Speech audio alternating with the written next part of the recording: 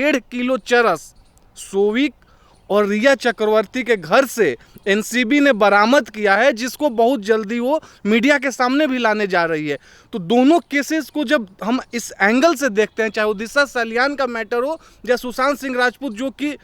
Prime suspect हैं, जिनका कि जो मिस्टीरियस सुसाइड हुआ था उसमें जितने सारे प्राइम सस्पेक्ट हैं, कहीं ना कहीं आपको साजिश की बू आएगी। और इन सब चीज़ों को ध्यान में रखते हुए ही आज सीबीआई ने फैसला किया है कि जितने सारे लोग जो इसमें सस्पेक्ट हो रहे हैं उन पर हम 302 का मुकदमा करेंगे और उसके साथ हम आगे का कार्यवाही करने का काम करें। सर, एक तरफ लोगों को ये लग रहा था कि सुशांत सिंह राजपूत का केस दब गया है, पर यहाँ पर जिस तरीके से ये चीजें अब निकलकर सामने आई हैं कि अब सुशांत सिंह राजपूत के केस के मामले में सीबीआई अब क्या है उसके सिरे से भी जाँच करेगी और 302 के तहत भी मुकदमा दर्ज करेगी। कि जब एनसीबी का गेम शुरू हुआ, जो कि बॉलीवुड का पूरा ड्रग रैकेट, ड्रग पेडलिंग से लेकर ड्रग ट्रैफिकिंग का जो केस था, उसके वजह से कहीं ना कहीं सुशांत का जो मिस्टीरियस सुसाइड का केस था वो दबता हुआ नज़र आ रहा था। उसके बाद सुशांत के जो वकील हैं विकास सिंह, उन्होंने बोला था कि हमको कहीं पर फॉल प्ले की शंका नज़र आ रही है कि एनसीबी के चक्कर में सुशांत के इस केस पर सीबीआई को जिस तरह से इन्वेस्टिगेशन करना चाहिए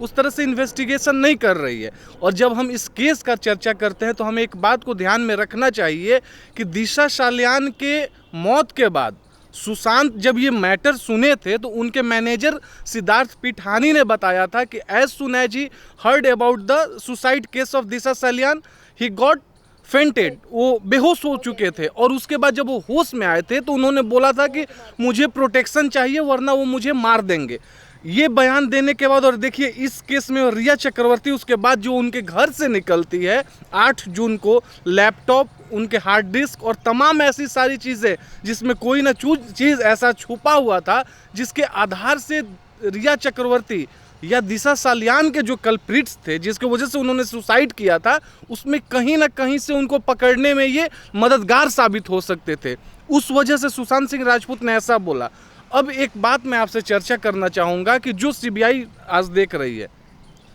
आप अगर किसी को सुसाइड के लिए किसी को आप प्रोत्साहित करते हैं, इनकरेज करते हैं कि हाँ आप सुसाइड कर लो, और वहाँ पर बार बार एनसीबी भी ये बात बोल रही है कि रिया चक्रवर्ती और उसका भाई सोविक चक्रवर्ती ज़बरदस्ती ड्रग्स देते थे सुशांत सिंह राजपूत को, ज़बरदस्ती उनको ऐसा बनाए थे कि ये ड्रग्स एडिक्ट हो जाए, और उनके ड्रग्स एडिक्ट होने के चक्कर में इनके यहाँ, आपको मैं एक और जानकारी देना चाहूँगा कि विश्वस्त सूत्रों से ये भी खबर लगा है कि 1.5 किलो चरस सोविक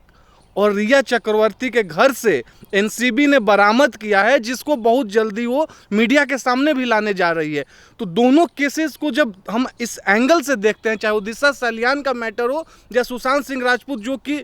प्राइम सस्पेक्ट हैं, जिनका कि जो मिस्टीरियस सुसाइड हुआ था उसमें जितने सारे प्राइम सस्पेक्ट हैं, कहीं ना कहीं आपको साजिश की बू आएगी। और इन सब चीज़ों को ध्यान में रखते हुए ही आज सीबीआई ने फैसला किया है कि जितने सारे लोग जो इसमें सस्पेक्ट हो रहे हैं उन पर हम 302 का मुकदमा करेंगे और उसके साथ हम आगे का कार्यवाही करने का काम करेंगे। सर, यहाँ पर एक और सवाल है कि एक और नई चीज़ें निकल के सामने आ रही हैं कि बीजेपी के नेता विवेकानंद गुप्ता ने भी ये दावा किया है कि एक चश्मदीद गवाह ने उन्हें ये बताया है कि 13 तारीख को रिया चक्रवर्ती सुशांत सिंह राजपूत से मिली थी। बिल्कुल, उन्होंने क्लियरली इस बात को बोला है कि, और वो जिस विटनेस के बारे में बोल रहे हैं वो बोल रहे हैं कि he has been a very close associate, बहुत क्लोज एसोसिएट थे, चाहे वो सुशांत सिंह राजपूत के हों या रिया चक्रवर्ती के हो, क्योंकि वो बांद्रा का जो फ्लैट था वहाँ पर इन लोगों का आना जाना हमेशा लगा रहता था। और उसने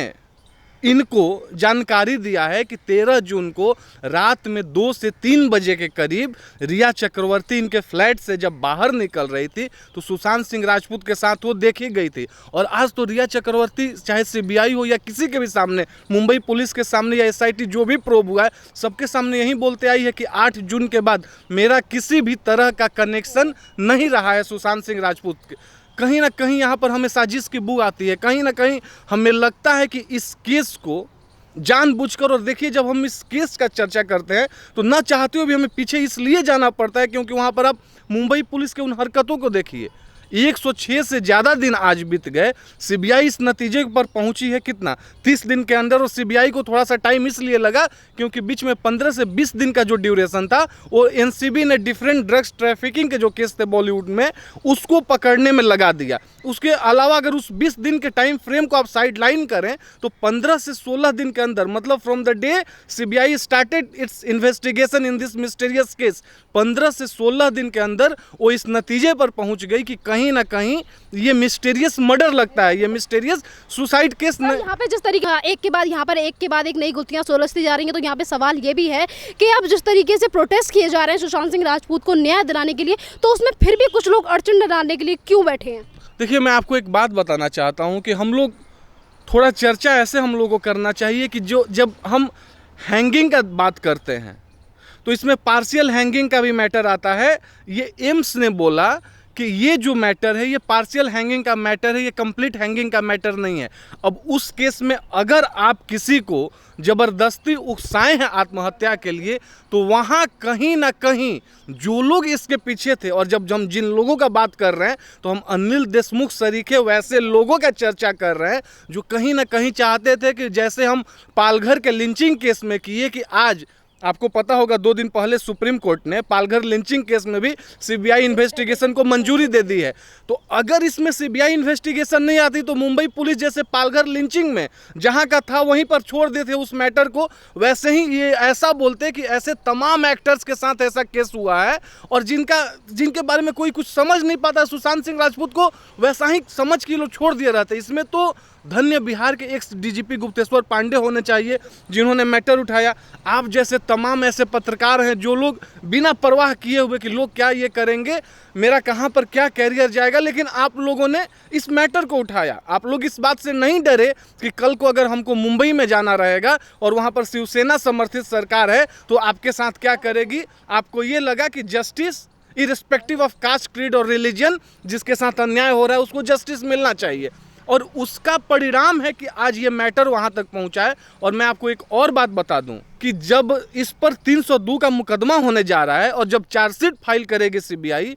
तो इस पर आप देखिएगा जो कि क्योंकि हमारे अमित शाह जो गृह मंत्री बैठे हुए हैं या जो भी सेंटर में है, ये फास्ट ट्रैक कोर्ट में मुकदमा चलेगा। और मुझे पूर्ण विश्वास है कि 6 महीने के अंदर जो भी कल्प्रिट है इस मैटर में, उस सलाखों के पीछे अपने सजा के साथ, चाहे वो सशर्म कारावास हो या जैसा भी सजा उनको सीबीआई का कोर्ट देगा, उसके अनुसार वो लोग सजा भुगतने के भोगी होंगे। सर, अभी हमने सुशांत सिंह राजपूत के मामले की चर्चा की और इसी के साथ एनसीबी ने जिस तरीके से बॉलीवुड में से तमाम लोगों को आगे ले आए हैं और एनसीबी की रडार पर भी हैं, तो जो कल नाम आए थे ए और एसआर से जितने भी लोग थे उसमें शाहरुख खान और अर्जुन रामपाल और रणबीर कपूर और अब दीनू मौर्य का नाम भी शामिल है। और ये सारे कलाकार दीपिका पादुकोण से बातें कर रहे हैं कि आपसे सीबीआई ने क्या क्वेश्चन पूछे, एनसीबी ने क्या क्वेश्चन पूछे, और साथ में ये वकीलों के भी कनेक्शन में क्या देखते हो आप इन सारी चीज़ों में? देखिए, बिल्कुल, जब इस मैटर में 3 सुपरस्टार्स, चाहे वो शाहरुख खान हो या अर्जुन रामपाल हो, रणवीर कपूर हो, डीनू मौर्य हो, इनको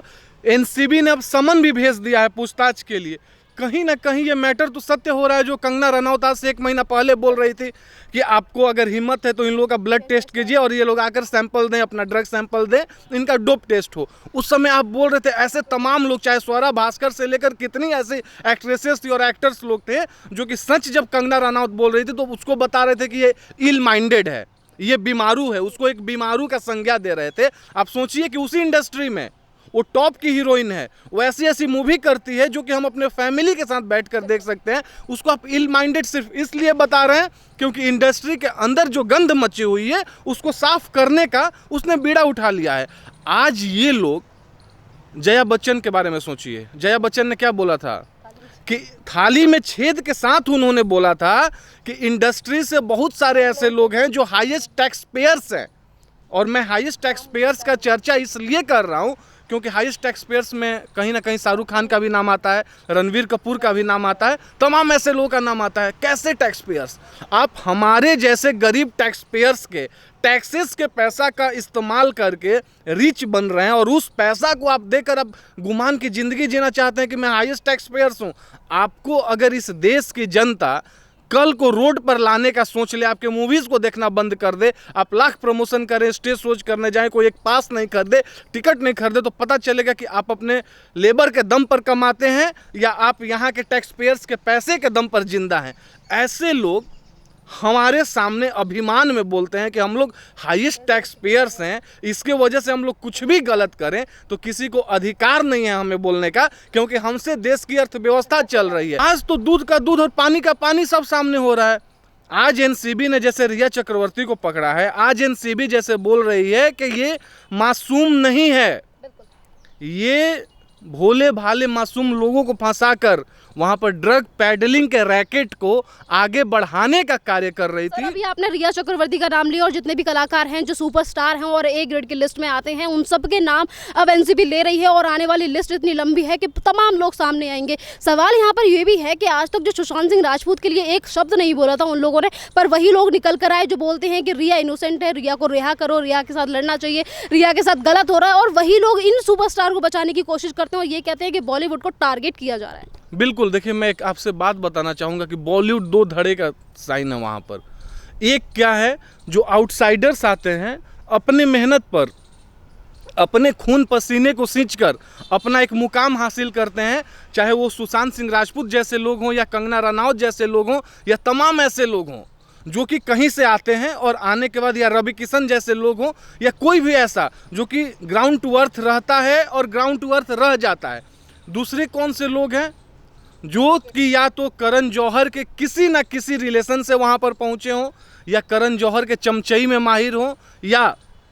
नेपोटिज्म का मतलब यहाँ पर क्या है कि किसी के बाप दादा परदादा उस इंडस्ट्री में रहे हों और उनके वजह से, उनके लिंक और उनके रिलेशन के वजह से यहाँ पहुँचे हों। इन लोगों का एक कंप्लीट अलग ग्रुप है। ये लोग क्या करते हैं, ये लोग जब आप आगे बढ़ने का कोशिश करेंगे और जब ये देखेंगे कि अपने टैलेंट के बल पर ये बंदा या बंदी आगे बढ़ रही है, तो आपको कहीं ना कहीं से रोकने का कार्य करेंगे। और ये जब आपको रोकने का कार्य करेंगे, अगर वहाँ पर नहीं सफल होंगे तो ये प्रोपेगेंडा फैलाना जानते हैं, कोई ना कोई प्रोपेगेंडा फैला दें। अगर वो नहीं संभव हो तो आपको ड्रग एडिक्ट करार करवा दें, अगर वो ना संभव हो तो ये बता दें कि आप मेंटली अनफिट हैं। मतलब किसी भी तरह से आपको अगर रहना है तो उनके पीछे रहना है, उनकी जी हजूरी करना है। अगर सुबह के 4 बजे को शाम का 4 बजे बताएं तो आपको बोलना है हाँ हाँ, तब आप इंडस्ट्री में रुक सकते हैं। ऐसे लोगों के साथ कुछ बॉलीवुड में से नाम लोग शामिल हैं और कुछ ऐसे हैं जर्नलिस्ट कहते हैं जो अपने आप को बड़े जर्नलिस्ट बताते हैं, वो लोग भी इन सुपरस्टार को बचाने का काम करते हैं। देखिए, जब ऐसे जर्नलिस्ट का आप नाम लेते हैं तो कुछ लोग गोदी मीडिया बोलते हैं कुछ लोगों को। मैं इन्हीं लोगों को गोदी मीडिया मानता हूँ जो यहाँ पर आकर और जनपथ में सोनिया जी के गोदी में खेलने का कार्य करते हैं। और जब ये मुंबई में पहुंचते हैं, चाहे राजदीप सरदेसाई का नाम ले ले, जो कि राजदीप सरदेसाई का नाम मैं इसलिए लिया, मैं ये भी बताना चाहता हूँ आपको कि जब वो दिल्ली से मुंबई गए थे तो पता नहीं वो कौन से अलादीन के चटाई पर वहाँ पहुँचे थे कि विनय तिवारी जैसे पटना के सिटी एसपी को महाराष्ट्र गवर्नमेंट क्वारंटीन करने का कार्य करती है। लेकिन जब ये पहुँचते हैं तो ये अपने अनुसार अपना एक प्रोपेगेंडा मीडिया में फैलाते हैं और रिया चक्रवर्ती का 2 घंटे का एक्सक्लूसिव इंटरव्यू चलाते हैं और उसके लिए महाराष्ट्र गवर्नमेंट इनको परमिशन दे देती है कि हाँ, आपको जो मन है वैसा कार्य करें। इनके लिए पत्रकारिता का मतलब एक ही है कि आप गलत हैं या सही, हम आपको आगे बढ़ाने का कार्य करेंगे, बदले में आप हमको किसी भी तरह से मोटा रकम दे दें, मोटा गिफ्ट दे दें, कहीं पर एक फ्लैट गिफ्ट कर दें या कुछ भी कर दें, हम आपको बचाने का कार्य करेंगे। और ऐसे ही मीडिया वाले लोगों के वजह से हमारे राष्ट्र के लोगों का, इस बात को आप मानिए कि मीडिया पर से भरोसा उठते जा रहा है। और हमें कहीं ना कहीं, अगर मीडिया को हम राष्ट्र का चौथा स्तंभ मानते हैं, अगर मीडिया को हम राष्ट्र का चौथा स्तंभ मानते हैं, तो हमको उसकी गरिमा को बचाने के लिए ऐसे लोगों को दरकिनार और साइडलाइन करना बहुत ही ज़रूरी है। क्योंकि ये ऐसे मछली हैं जो कि एक मछली जैसे सारे तालाब को गंदा करती है, वैसे ये लोग हैं कि 1 और 2 मीडिया वाले पूरे मीडिया वालों को ख़त्म कर देंगे, मीडिया का जो गरिमा रहा था उसको बर्बाद और तारोतार कर देंगे। धन्यवाद सर।